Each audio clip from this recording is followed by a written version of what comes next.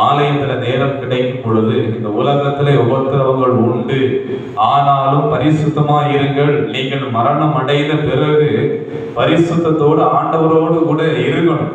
நான் விசுவாசிக்கிறேன், நீங்க உங்களுடைய காலங்கள் முடிந்து குறிப்பிட்ட வருஷம் கழிந்து பரலோகத்துக்கு போனீங்க அப்படின்னா, நான் சொன்ன காரியத்தை பரலோகத்து வரை பாருங்க. என்ன காரியம் சொன்னேன் சொல்லுங்க. ஆண்டவர் நடுவில் உட்கார்ந்து இருப்பார். என்ன ப்ராசஸ் நடக்குது? 4 சேராபீன்கள் துதிப்பார்கள். இது நடக்கா இல்லையான்னு மட்டும் எப்படியாவது தூரத்துல இருந்தாலும் பார்க்கலாங்க.